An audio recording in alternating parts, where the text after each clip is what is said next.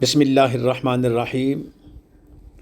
معزز خواتین و حضرات، السلام علیکم ورحمۃ اللہ وبرکاتہ۔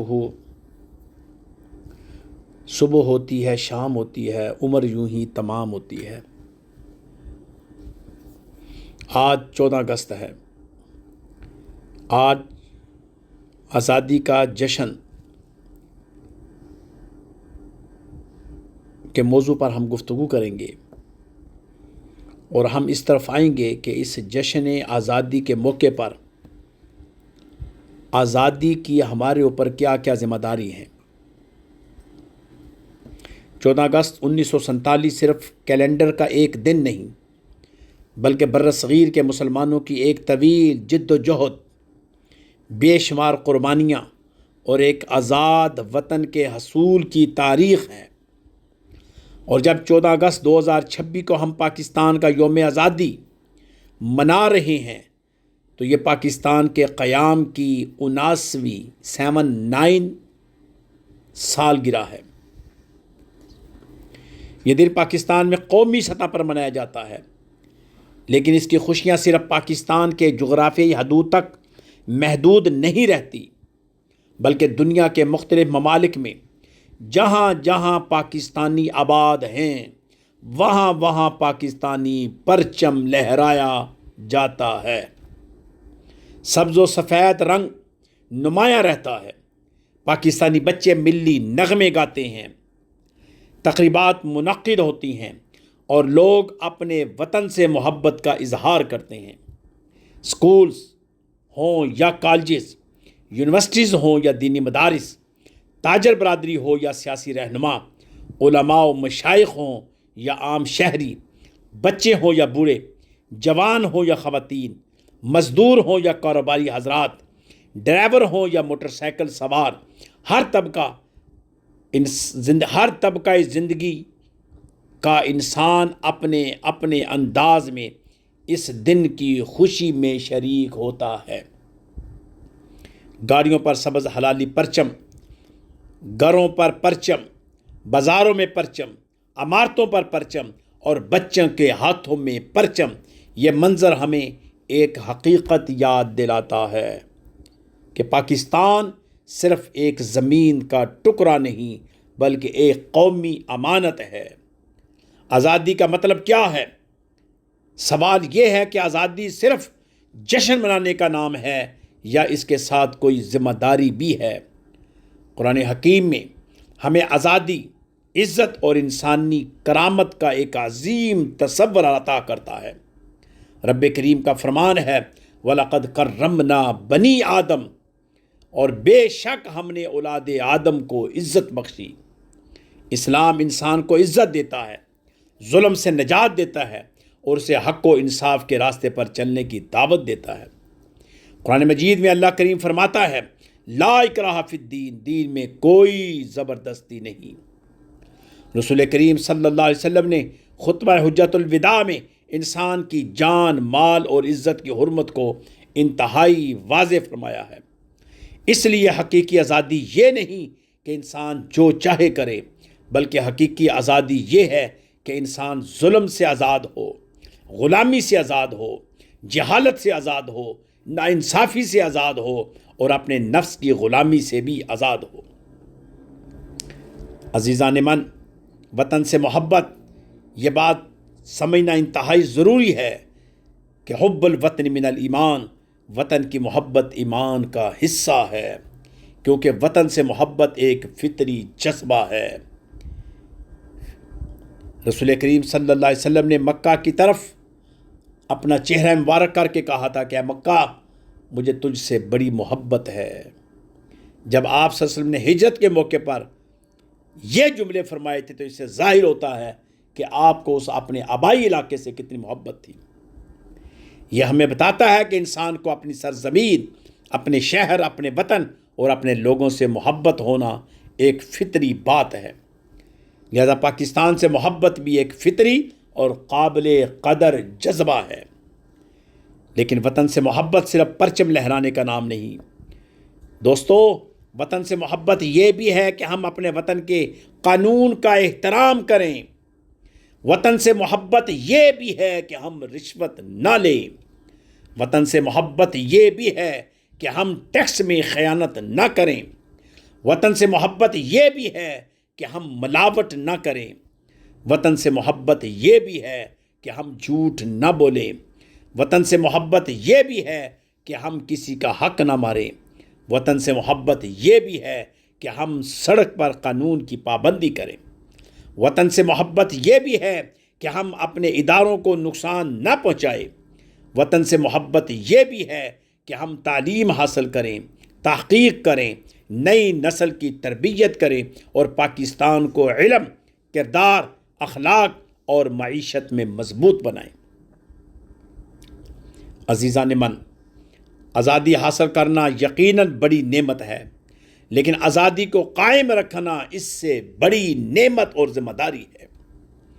ایک قوم اس وقت مضبوط ہوتی ہے جب اس کے افراد اپنے حقوق کے ساتھ اپنے فرائض کو بھی سمجھتے ہوں۔ ہم اگر اپنے گھروں میں بدعنوانی رکھیں گے یا کریں گے، کاروبار میں دھوکہ دیں گے، ملازمت میں خیانت کریں گے، تعلیم میں نقل لگائیں گے، قانون توڑیں گے، دوسروں کے حقوق پائمال کریں گے اور پھر صرف 14 اگست کو پرچم لہرا کر کہیں کہ ہم پاکستان سے محبت کرتے ہیں، تو ہمیں اپنے رویے پر غور کرنا ہوگا، ہمیں اپنی فکر اور اپنی سوچ کو بدلنا ہوگا، ہمیں اپنی طرز زندگی میں تبدیلی لانا ہوگی۔ پاکستان سے محبت کا سب سے خوبصورت ثبوت پاکستانی کردار ہے۔ پرچم صرف ہاتھ میں نہیں، کردار میں بھی ہونا چاہیے۔ 14 اگست کو ہم سبز حلالی پرچم ضرور لہرائیں، اپنے گھروں کو ضرور سجائیں، اپنے بچوں کو پاکستان کی تاریخ بتائیں، ملی نغمے سنیں، خوشیاں منائیں، لیکن ساتھ اپنے دل میں ایک عہد بھی کریں۔ ہم پاکستان کو بہتر پاکستان بنانے میں اپنا کردار ادا کریں گے، ہم علم حاصل کریں گے، ہم سچ بولیں گے، ہم دیانتداری اختیار کریں گے، ہم قانون کا احترام کریں گے، ہم فرقہ واریت، نفرت اور تعصب سے بچیں گے، ہم ایک دوسرے کے حقوق ادا کریں گے، ہم اپنی آنے والی نسلوں کو ایک مضبوط، باوقار اور پرامن پاکستان دینے کی کوشش کریں گے۔ عزیزان من، 14 اگست کا پیغام سنیے اور بے اختیار اور مسلسل یہ جملہ کہیں کہ پاکستان زندہ باد، بلکہ اپنے عمل سے بھی یہ ثابت کریں کہ پاکستان کے لوگ بھی زندہ دل بھی ہیں، زندہ کردار بھی ہیں، زندہ ضمیر بھی ہیں۔ اس لیے پاکستان اور پاکستان کے بسنے والے زندہ باد، پاکستان اور پاکستان کی عوام ہمیشہ ہمیشہ کے لیے زندہ باد۔ یہ وہ کردار ہیں جو ہمیشہ اپنی وطن سے محبت کے لیے سینہ تان کر کھڑے ہوتے ہیں۔ آئیے آج ہم عہد کریں، ہم پاکستان کو صرف جشن منانے والا ملک نہیں، بلکہ علم، عدل، امن، دیانت، اخلاق، ترقی اور انسانیت کی خدمت کرنے والا ملک بنائیں گے، کیونکہ آزادی کا اصل حسن صرف یہ نہیں کہ ہمارے ہاتھ میں پرچم ہو، آزادی کا اصل حسن یہ ہے کہ ہمارے کردار میں پاکستان نظر آئے۔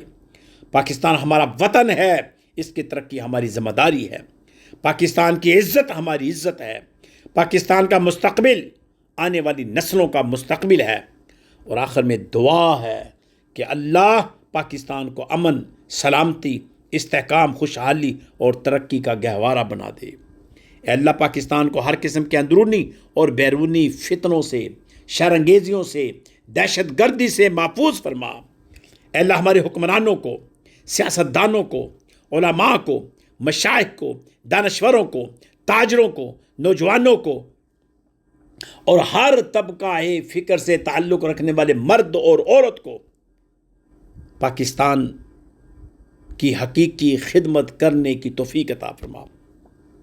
اے رب کبریا، ہمارے وطن پاکستان کو اسلام، امن، عدل اور انسانیت کی خدمت کا مضبوط قلعہ بنا دے، مضبوط مرکز بنا دے، آمین۔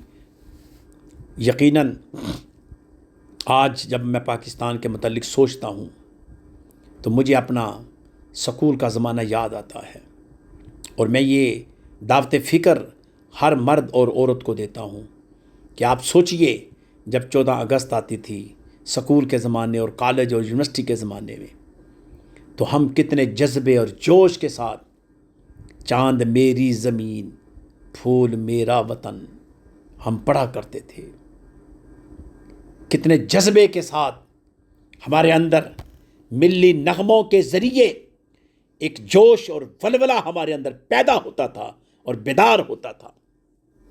اور جب ہم ترانہ پڑھتے تھے، پاک سر زمین شاد باد صبح اسمبلی کے اندر، تو ہماری اپنی کیفیت جسمانی اور روحانی کیا ہوتی تھی۔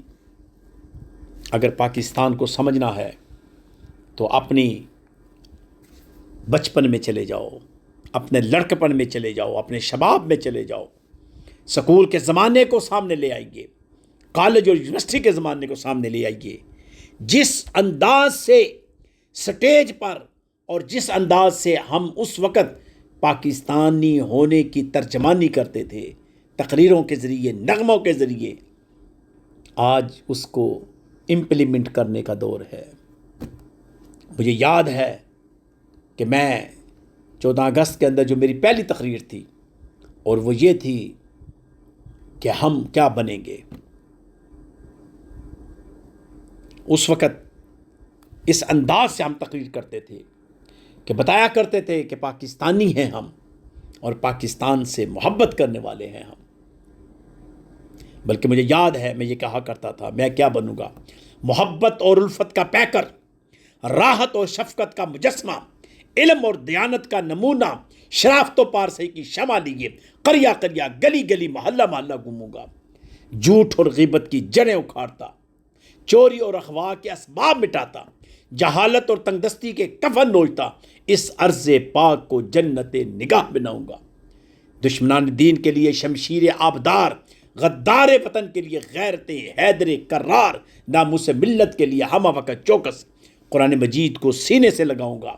وطن عزیز کے دجالوں کو میں راہ منزل دکھاؤں گا۔ میں تارک کی تلوار بنوں گا، ٹیپو کی للکار بنوں گا، ملت کا پاسبان بنوں گا، اور غیر حمیت کا نشان بنوں گا۔ یہ آج بھی وہ لفظ، مجھے ایک ایک لفظ وہ یاد ہے۔ یہ غالباً میں نے جماعت پنجم کے اندر یہ تقریر کرنی شروع کی تھی، اور 14 اگست کے موقع پر آج امپلیمنٹ کا زمانہ ہے۔ یقیناً جو مجھے سن رہے ہیں انہوں نے بھی اپنے کالج، سکول، یونیورسٹی کے زمانے میں ایسے ہی جوش اور ولولے کے ساتھ ان الفاظ کا یا اس جیسے الفاظ کا اظہار کیا ہوگا۔ آج ان الفاظ کو امپلیمنٹ کرنے کا وقت ہے۔ آئیں مل کر امپلیمنٹ کرنے کی جد و جہد کرتے ہیں، استحکام پاکستان کے لیے، پیغام پاکستان کے لیے جد و جہد کریں اور بھرپور جد و جہد کریں۔ اللہ تعالیٰ سے یہ دعا ہے کہ اللہ پاک ہم سب کی اس کیفیت کو، جو پاکستانی ہونے کی کیفیت ہے، اس کو سلامت رکھے۔